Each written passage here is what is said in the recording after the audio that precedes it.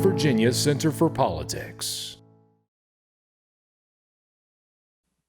Welcome back to Democracy Dialogues. This hadn't intended to be a two-part democracy dialogue, but that's exactly what happened because unbeknownst to us, we chose a date that will live in infamy, the day that the insurrectionists invaded Capitol Hill, or you can call them domestic terrorists, whatever you wish, at the behest of President Trump. It's still shocking to say, much less to experience. And my guest is none other than Senator Tim Kaine of Virginia. He was right there. And the very first thing I'm going to ask him is, please tell us your story, Senator. What happened to you from a first-person perspective? Well, Larry, I will. And thank you for being understanding that I couldn't be on with you last Wednesday night. I was locked in a secure location where I couldn't join you. But we went to the Senate floor on Wednesday to debate the Republican objection to the Arizona slate of electors. Our expectation that day was, as the count was occurring, objections might be raised to Arizona, then maybe Georgia, and then 4 or 5 other states. The first objection was raised to Arizona, and we went to the floor. I left my iPhone in my office in the Russell Building, and I was also, with Cory Booker, part of the Georgia defense team for a Georgia objection. I left my Georgia speech sitting on my desk in the Russell Building. Went to the floor for Arizona. We are having a debate, backing and forthing. As you know, if an objection is raised, there's 2 hours of debate, up to 2 hours before we vote. Senator Langford of Oklahoma was speaking on behalf of an objection to the Arizona slate. And all of a sudden, the Secret Service motioned for Vice President Pence, who was presiding, to exit the chamber. A little bit of gallows humor. He called Chuck Grassley up to sit in his chair. It was like, it's too dangerous for the vice president, but Chuck Grassley's 87, so why not? Oh, of course. Grassley came up into the chair, but we knew something was wrong. One of my Republican colleagues, I could see across the chamber, bolt for the door to try to leave, but he was turned around immediately by security and directed back into the chamber. Because I didn't have my phone, I wasn't looking at what was happening, but many of my colleagues were seeing the invasion of the chamber, and that's why my colleague tried to leave. Very quickly after Pence left the chamber, they started to first shut the doors into the chamber. They're glass doors, but then there's also these wooden fortified doors that are a second level of defense, and they shut those on the first floor. And then they shut the glass and the wooden doors on the second floor. We were in the chamber for about half an hour or so as they tried to figure out what was going on. At one point, a colleague of mine, Senator Klobuchar, who sits right near the door that exits into the passageway to the House, said, "I've just heard gunshots." The Senate Democratic leader, and again, this is, in moments like this, it's deadly serious, but there's also gallows humor. The Senate Democratic leader said to Amy, "Don't scare people." And I said to Chuck, "It's not Amy Klobuchar that's scaring people right now." I mean, we are barricaded into the Senate chamber with 2 levels of doors. Clearly something is going on that's very frightening. After about a half hour, we were told that the senators and all the staff that were in the chamber would be evacuated. We went out a door and down 2 sets of stairs into the basement level where the subways run from the Capitol to the Senate office buildings. At one point, as we were going down the stairs, just for about 20 seconds or so, we were all visible to the protesters who had broken into the building and were rioting, but there was a line of police officers between us and them. And Larry, you'll get this. I mean, I'm a pretty physically fit guy, but we've got, people who are 87, 88, 89 years old trying to come down 2 sets of stairs and then walk through very long tunnels underground to eventually get to the secure location on the Capitol complex where we were taken. This is a location that is a large committee room that's secure, that is actually outfitted for the Senate to do work in as an entire body. And when we came in, one of the first issues, all the senators and many staffers, one of the first issues was, would we continue to do the Electoral College count there? But we all said, no, we don't want to do it here in the alternate location. We want you to get the chambers clear. And then we want to all go back to the chambers and finish it right there in full view of the American public. And we went back and forth with the security officials, and they said, well, it's going to take a number of hours. And we said, that's fine. We want to complete the count today, and we want to do it back in the Senate chambers. And we were eventually there for about 5 hours in very close quarters with people who had coronavirus or had been exposed to those who did. And so this is an issue that's going to have a follow-on. I've had coronavirus, and so I feel pretty comfortable that I'm not at risk, but others had not. But we were there for about 5 hours until we could get the chambers clear and go back and show the insurrectionists and the American public that we could be deterred, but we would not be stopped. And we eventually then completed the electoral count, defeated the insurrectionists, including President Trump and his Senate enablers, and certified the election, whose results were very, very plain by the 7th of November. Well, Senator, that's harrowing. I watched you all until 4 a.m. and then I gave up the ghost. But I thought it was a very dignified presentation and exactly what the country needed after seeing this riot, this insurrection, this mob inspired by President Trump. It's always important to add that phrase. Senator, obviously, at the time, it must have been extraordinary in that many of you must have been talking about exactly who these people were and whether you had or any of them had inside information on it. What were people saying? What were the senators saying to one another? Well, we didn't know whether they had inside information, but Larry, it was very plain, for those of us. I mean, like I was a governor and a mayor. I've worked on security, mass shooting at Virginia Tech or crimes in Richmond when I was mayor. It was apparent immediately that the security plan was horrible. I mean, it was abysmal. We didn't know all the whys and wherefores, but there is no reason. I mean, I'm on the Armed Services Committee. We just did a defense bill, hundreds of billions of dollars to defend the nation. Why should a guy wearing a Viking helmet be able to crash into the Capitol and beat the entire, national security apparatus of the United States? So we knew that there was a massive disaster that was underway, and we talked about that. And when the Capitol Police and Senate Sergeant of Arms were giving us updates, you might imagine some choice language was used by the senators in that room in the middle of, why did you get this so wrong and so badly wrong?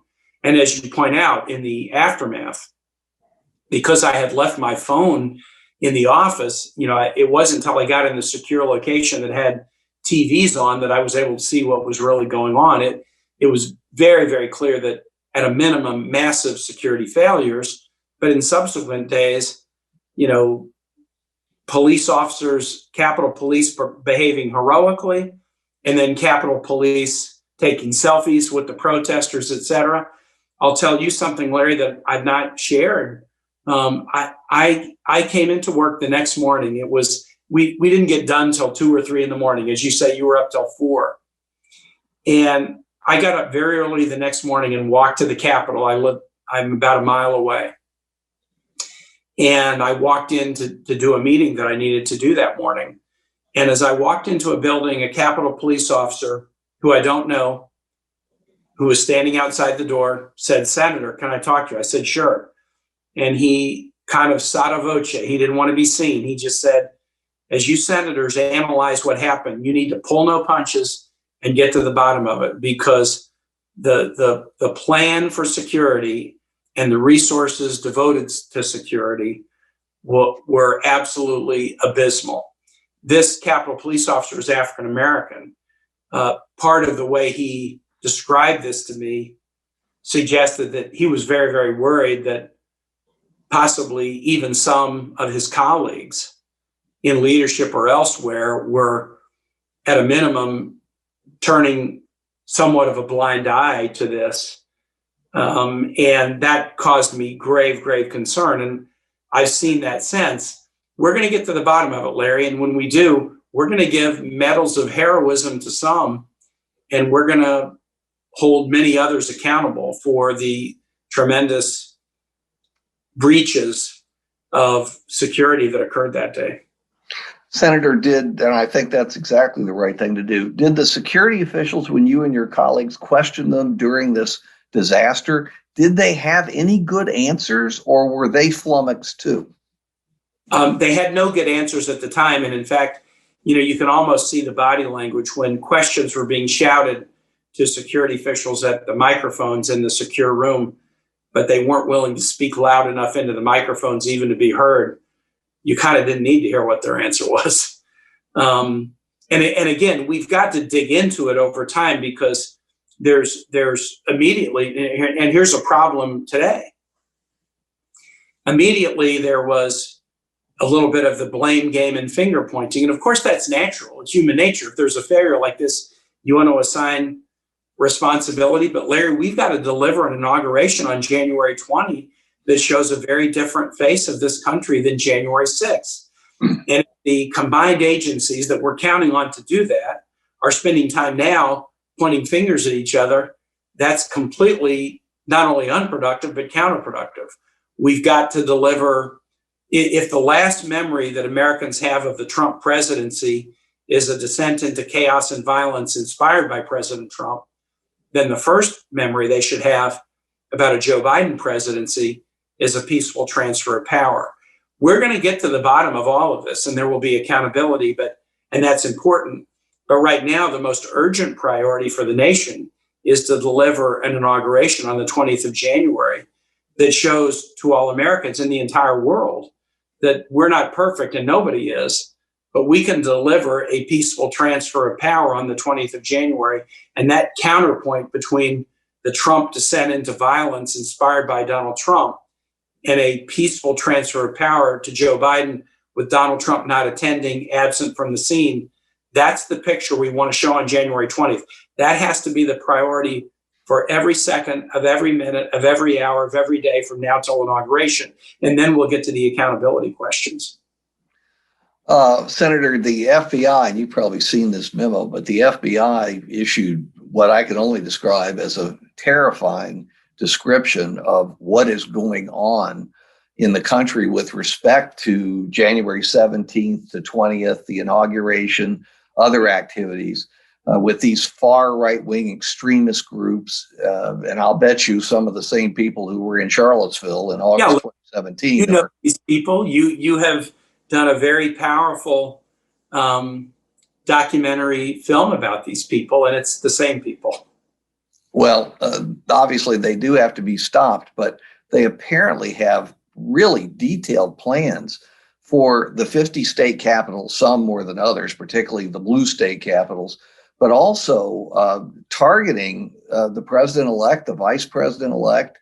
Do you think at this point it would be better perhaps to do what Reagan did in the second swearing in when it was extremely cold? I think it's the only time since Franklin Roosevelt's fourth term when he was too ill to do anything but a swearing in at the White House. Would it be a good idea to move this inside at the Capitol so that it could be better protected for the president, the new president, and the new vice president?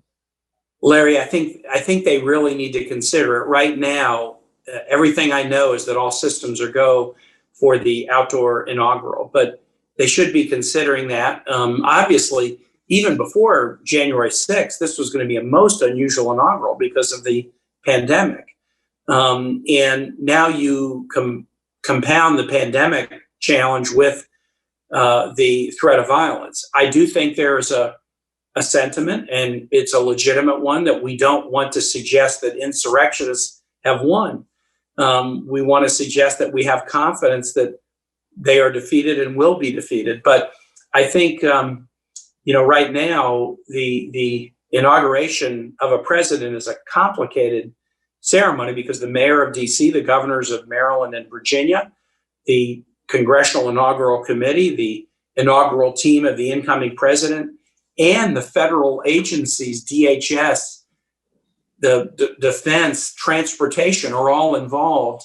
What we're lacking right now is the federal partner that is at the table with authority and able to make decisions. You might have seen today that the DHS acting Secretary Chad Wolf has resigned. That's the person who is supposed to be the quarterback of the federal agencies, working in tandem with others on the inauguration, because the Secret Service reports up through DHS. It was Michael Chertoff, the DHS secretary, when I was governor of Virginia. Barack Obama was being inaugurated. There was a massive crowd. There were security threats. We had a Republican DHS secretary as the partner in working to make sure the inauguration was safe. So when I saw the Chad Wolf resignation, I understand why he's resigning. It makes me have concerns about the control on the federal partner side. But I do think the Secret Service is very focused on safety. The Congressional Inauguration Committee is. The Biden team certainly is. And they'll have to weigh the double risks of pandemic and violence to decide what to do. And I think they'll be prudential in making that decision, but I don't know what that decision is yet. And as far as I know, we are still focused on, perimeters around the Capitol that would enable us to do an outdoor inauguration in a safe way. Well, I'm sure they'll do the best thing. I just hope they also do the safest thing. Imagine a circumstance, even a fraction of what happened last Wednesday, as you said, projecting exactly the wrong image around the world. Do you favor a 9/11 style commission to investigate what happened, why it happened, who did it, who maybe hasn't been identified as culprit in this? So how do you favor looking into this? Larry, I do favor that, and I'll tell you why. If it's done by members of Congress, I think it could just, immediately be viewed as part of the politics as usual. I thought Senator Romney gave a wonderful speech on the floor of the Senate when we were debating the electoral results. Ted Cruz and Josh Hawley, well, just give it, let us do a 10-day commission. Well, wait a minute. Why, if they don't trust the 50 states' electoral results, why would they trust that? But on something like this, if the investigation into what happened is done by House and Senate members, Democrats and Republicans, I think people will feel about it that, it's just politics. But if we put security professionals together, in the aftermath of the shooting at Virginia Tech when I was governor, I put together a panel to do an investigation, and my two criteria was no panel member could have any connection with any of those injured or wounded, and no panel member could have any connection with Virginia Tech. And I put together a blue ribbon commission that people could have confidence in. And I think we will get an answer from a commission like that people will have confidence in. But Larry, there's a second reason I think it's important. I think the members of Congress and the committees in Congress, we need to be focused on helping lift America out of a 2020 that was disastrous from a health standpoint, disastrous from an economic standpoint. People are still suffering. And if we put on the shoulders of our committees an investigative responsibility about what happened on January 6th, that will take away their focus and energy on what do we need to do to start climbing the ladder out of a mismanaged pandemic and an economic catastrophe and a parade of racial injustices played on our television screen for the last year. So let Congress do the work of rebuilding and climbing the ladder, and we can have a panel of non-politician experts do an investigation and then report back to us for their recommendations, and we can then take those seriously. But we've got to confirm cabinet members. We've got to confirm agency heads. We have to give people COVID relief. So I think the idea of an independent commission is a very sound one. That really brings us to the proposal that many are considering for the impeachment that, in all probability, the House will pass. They've given Vice President Pence and the cabinet an opportunity to invoke the 25th Amendment, and at least so far, maybe you know differently, but so far there seems to be no indication that it is going to be invoked. So the one article of impeachment, speaking as a non-lawyer, I was very impressed with it. I thought it got right to the heart of the matter, and it didn't get dilatory. It didn't move into territory that didn't have to be covered. It was a powerful article. And apparently the speaker and others in the Democratic leadership have lined up the votes for it. We'll see how many Republicans join. But once that passes, then it's up to the House as to when to transfer that to the Senate. Some are arguing, as Jim Clyburn did, Congressman Clyburn, for perhaps 100 days, waiting 100 days so that President Biden can get his cabinet through, get his priorities through. Now it seems that others have changed their minds or have decided that another pathway is better, giving the Senate that article once it passes almost immediately.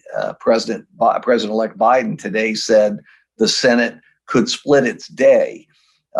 Half of the day could be devoted to his work, his proposals, his cabinet, and then the second half to the impeachment trial. What is your preference, or do you have one yet? You know, Larry, as you know, I voted for impeachment in February. And I went back and looked at the speech that I gave on the floor on the 4th of February about impeachment. And I read my opening line, and it kind of put goosebumps on my arms. My opening line on the 4th of February was, "Unchallenged evil spreads like a virus." Mm-hmm. We had before we knew about the pandemic, but you got Trump pigeonholed. We're just right. And there was America hadn't had a death. We hadn't had significant cases, but I said unchallenged evil spreads like a virus. And when evil occurs, if it's not called out, then, just look at the examples of human history. The evil spreads and marches and mutates and damages. And so I don't have a problem voting for an impeachment to make sure that a president, for example, doesn't misuse pardon powers in the last few days, that a president may not be able to ever contemplate running for office again. I mean, these are consequences of an impeachment. But I will say this, I don't think that should be the top priority of the Senate right now. We have three issues that we're trying to grapple with at the same time. The accountability of the instigators of the violent insurrection and attack on the Capitol. That's one. Number two, delivering a safe and peaceful transfer of power on January 20th. And number three, starting the Biden-Harris administration in as strong a position as they can be with respect to confirmation of their appointees and a legislative agenda to help America start to climb out of the healthcare pandemic and the economic crisis. Of those three priorities, the most urgent, deliver an inauguration that shows to the US and the world that we can do peaceful transfer of power. The most important, start the Biden-Harris administration off right by doing the things that will help Americans through this most challenging chapter. The third priority, and it's an important one, is accountability, but it's not as urgent as the first, and it's not as important as the second. And we can take some time to get the accountability piece right. And in fact, some of getting the accountability piece right will probably be an investigation of the kind you asked me about earlier. So I don't want to get, carts before horses. Let's do an inauguration that's safe, that sends a better picture to the world. Let's start the Biden administration off as best we can in terms of the confirmation of a new DHS secretary, of a new attorney general, of a new secretary of defense and secretary of state and CIA director. And then let's take our time to get the accountability right. And even if we don't do it by Inauguration Day, there's still accountability measures that Congress can utilize against President Trump and others who were instigators of this day of infamy. Is there any way other than an impeachment conviction in the Senate to add a prohibition against Trump running for re-election in 2024? Any way to do it other than conviction in the Senate? Larry, I think there are, and we're grappling with this question. Not to give you an exhaustive list, but let me give you one. If you didn't impeach President Trump and then have that second vote, which you're allowed to have to disbar somebody from running for office again, if Congress were to come together and say, no party nominee shall be able to go forward without providing 10 years of tax returns, Donald Trump would never run for president again. And he wouldn't have run for president in 2016.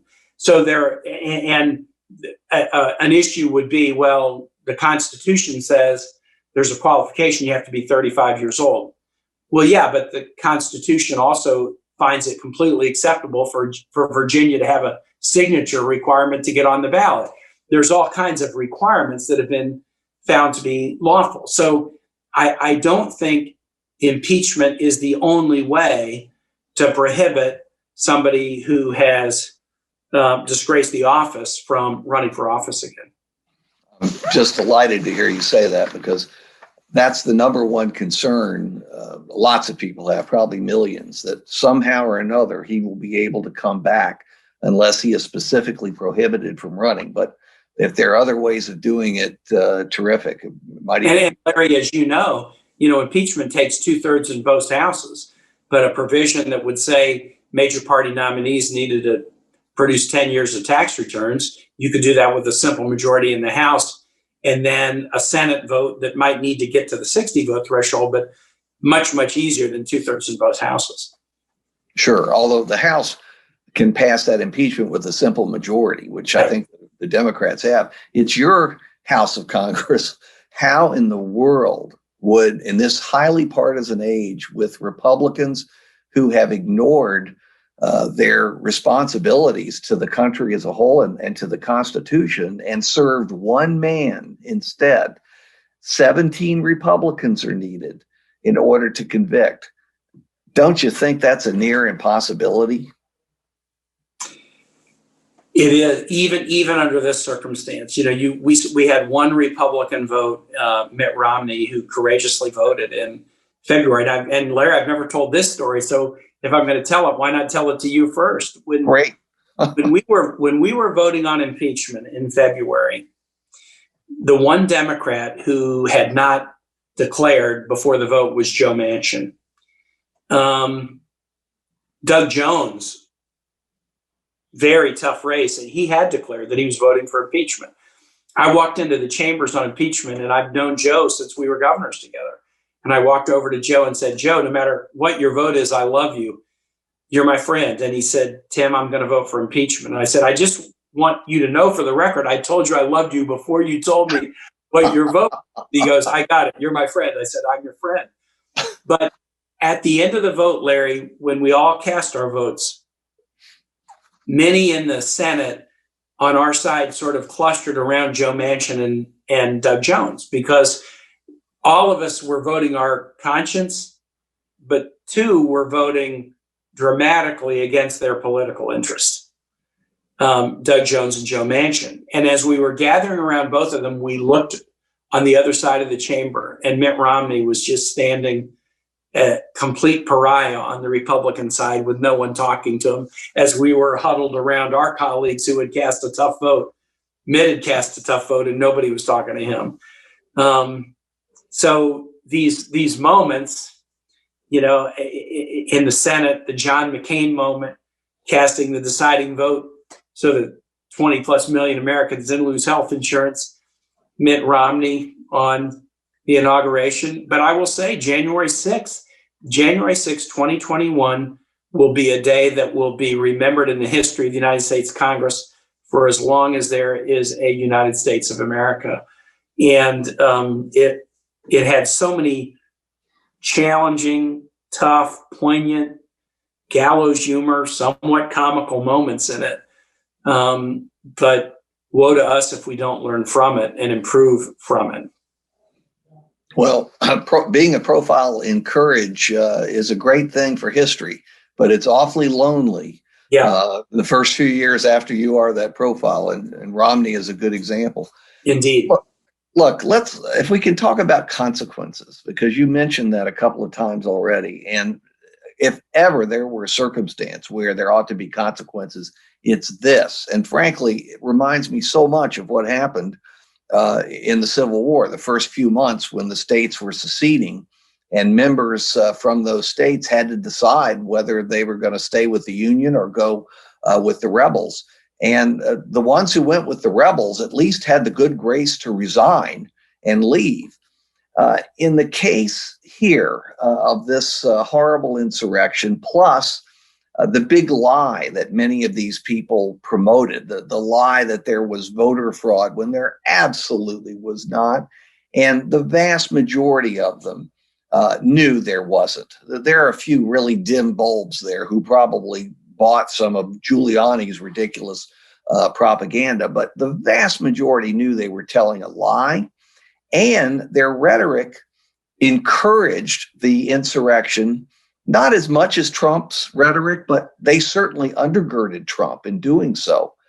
2/3 of the House, the Republican House members, 2/3 voted for one or both of the challenges that were actually voted on.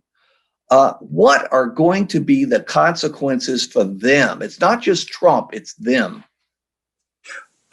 Larry, I'll talk about consequences, but I want to underline a fact about the Senate side of this.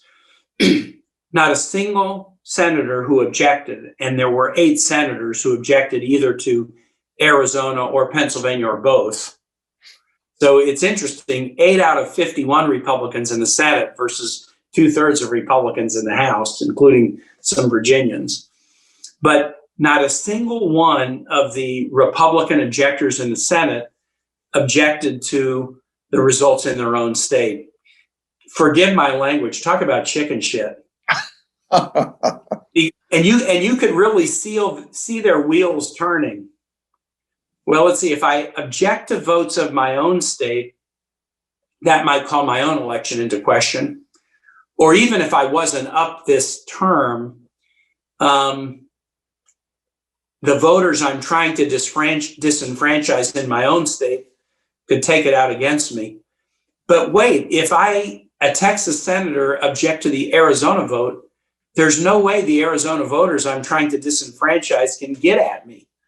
If I'm a Missouri senator objecting to the Pennsylvania vote, there's no way that the Pennsylvania voters can get at me.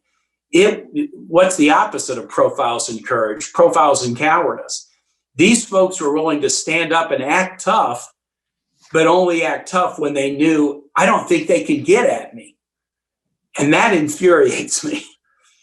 And so what are the consequences? Well, the consequences in the Senate, there's at least 2, potentially more, but the 2 that are the most common would be expulsion, which is a very high bar. That's a 2/3 vote.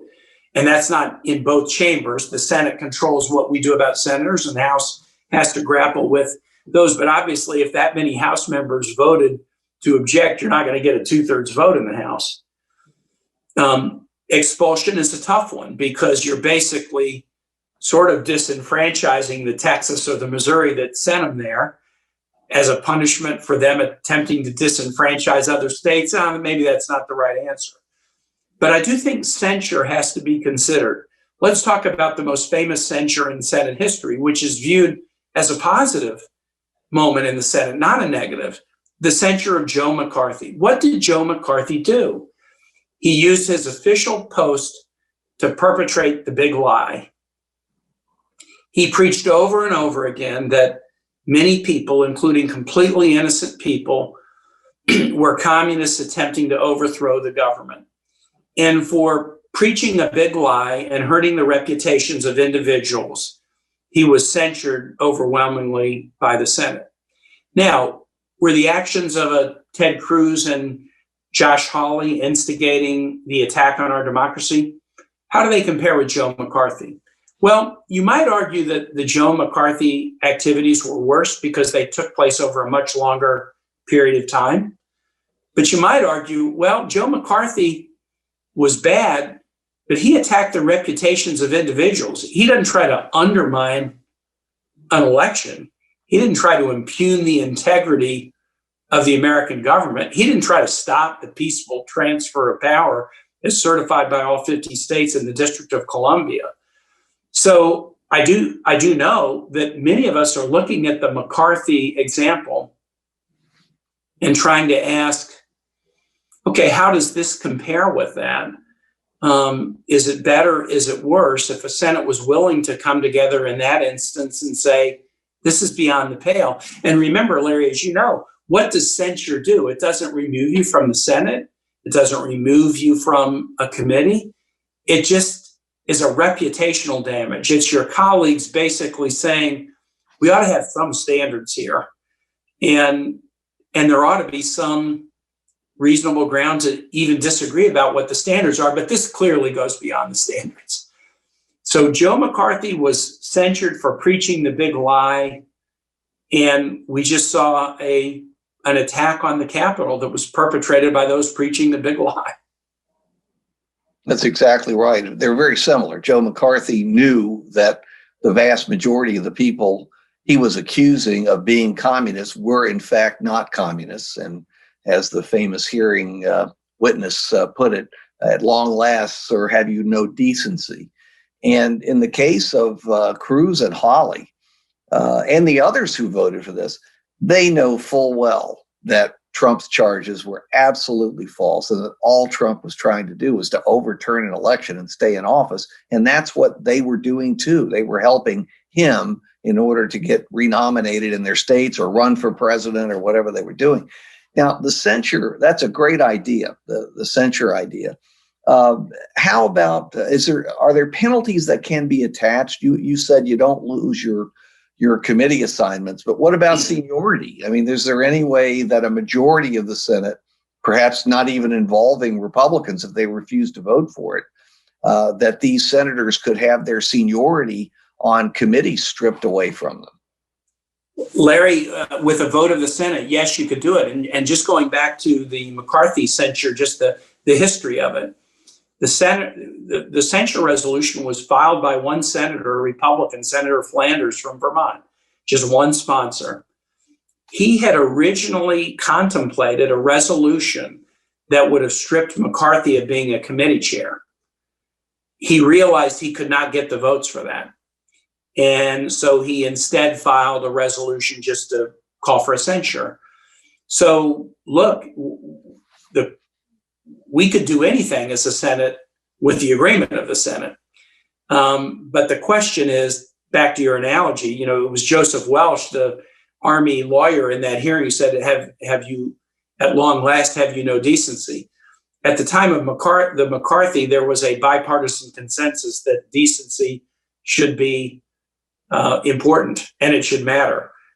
I'm not so sure that is a bipartisan consensus at this day and time, but we could do that. We have to contemplate another fact about committees as you ask this question.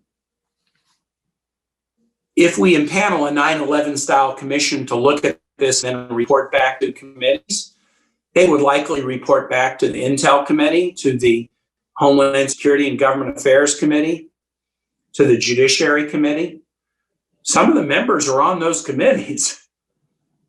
Maybe at a minimum, we might, if not expelling, if not stripping of seniority, we might not want to have members on committees that are going to ultimately be asked to judge the validity of their actions. And so possibly with respect to committee assignments, some of the investigation might involve sharing a lot of classified information about who did what. Do you want to have people getting the classified information who may have been involved in some of these activities? Might not be a good idea. These are questions that I can only raise. I can't answer them because I don't know where the investigation might go.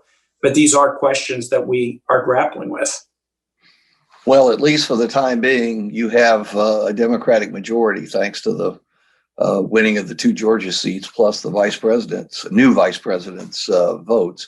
So a lot can be done. And just to expand the analogy just a tiny bit back to Trump, it's not just not running for office again, and it's not just the investigations that are obviously ongoing at the state, local level, district attorneys and so on, particularly in New York, where action might be taken against him, even with a self-pardon. Right. Getting reports there will be a self-pardon before he leaves office. There's another piece to this. The ex-presidency, the former presidencies, have expanded over the years, and they're supported by a lot of taxpayer money. Lots of money for their staffs and their travel, and they're given loads of honors and honorary positions on account of it. Some of this can be prohibited by law. And as I've been told the last couple of days, and you correct me if I'm wrong, this is not a case of equal rights. That is, you can pick out one president and make an exception for that president. Even Nixon, remember, discharged his Secret Service detail after a number of years and hired his own private guards, which I pointed out is tax deductible.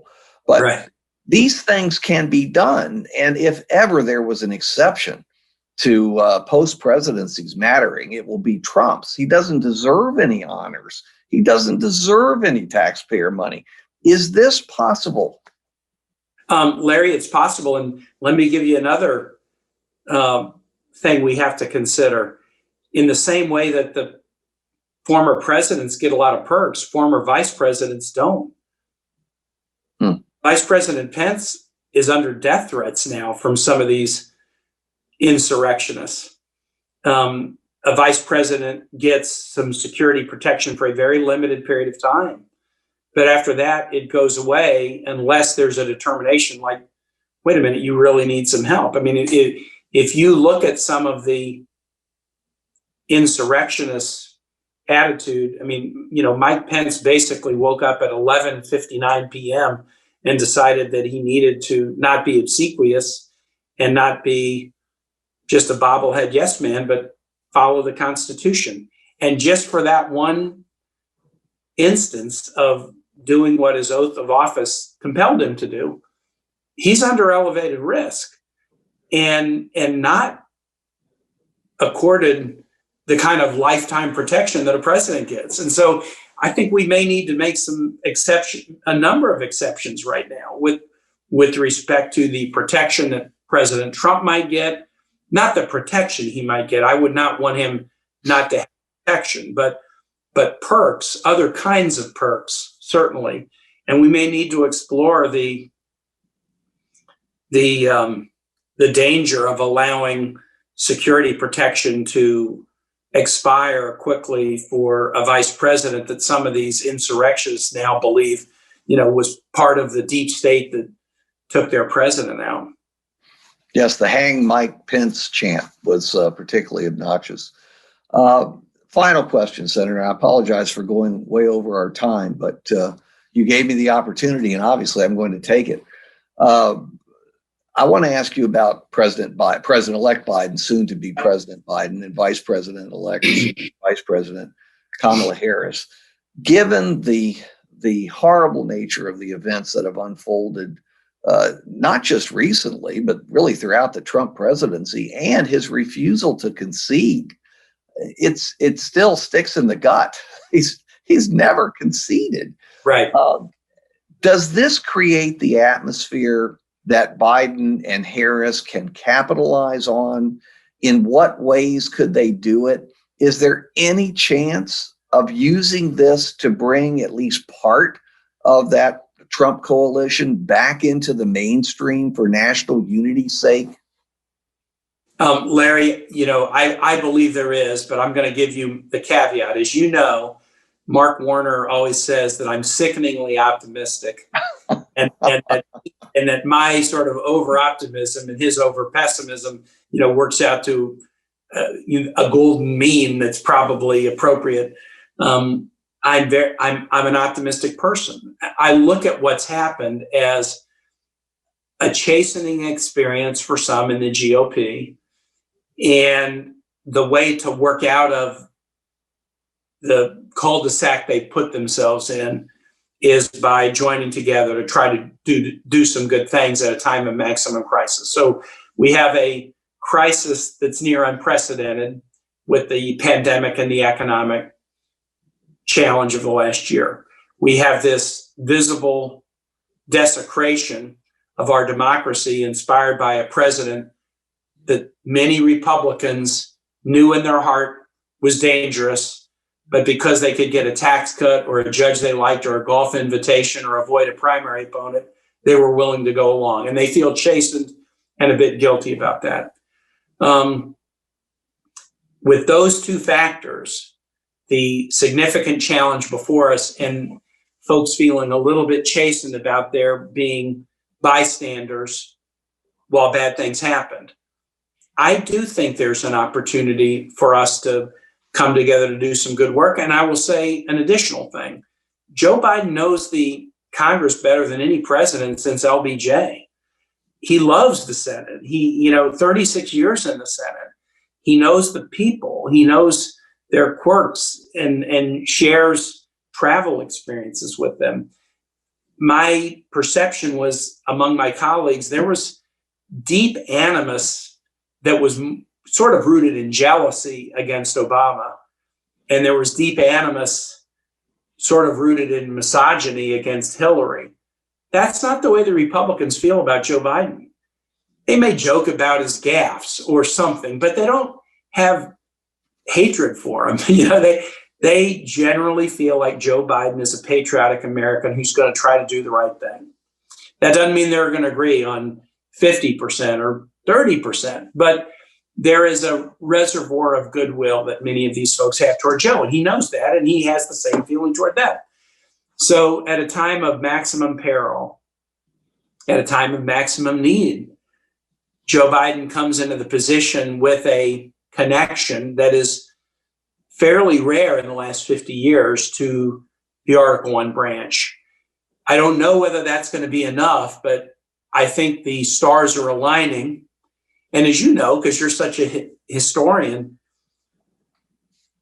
for an odd set of reasons, often the moments of maximum progress in our country occur after the moments of maximum pain in our country.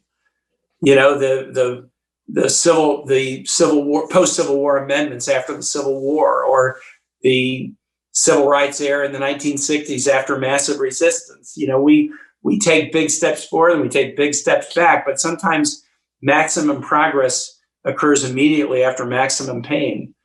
And as I walked to the Capitol the morning of January 7, having experienced what I'll never forget, but it was a beautiful sunrise and the Capitol looked beautiful, I just walked and I did not feel pessimistic.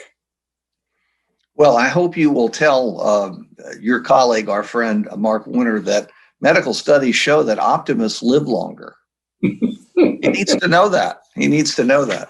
Senator, we're glad you're an optimist. I think your view of Biden is absolutely correct. Maybe we'll actually learn to appreciate experience again. Experience is really important, whatever your job is. And Indeed. Certainly, Indeed. in a president, it's very important. This has been wonderful. I appreciate so much your sharing with our audience these stories and firsthand experiences. I think it will matter a lot to people to hear them. We're all still trying to process what you went through. It was a traumatic event for the nation, and it'll take a long time to get over. And maybe we can forge some good out of it. Talk about democracy dialogue. I hope that's what we've had. Senator, thanks so much for joining us, and I look forward to seeing you soon. Larry, if I can just, as I close, just say one more thing. Sure. I lived in a military dictatorship in Honduras in 1980 and 81. And I never thought I would see something like that.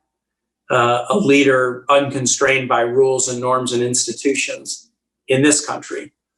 And we have seen that.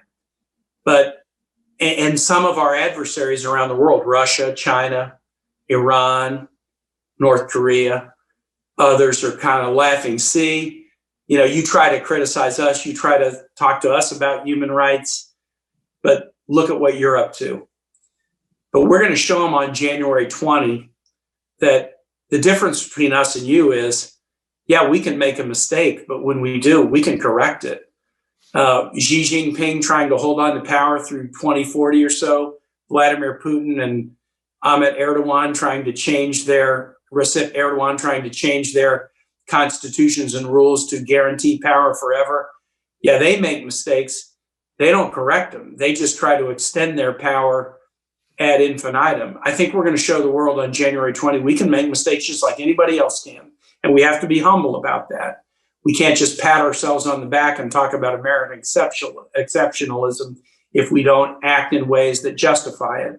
But we'll show the world on the 20th that when we make a mistake, we can look in the mirror and correct it.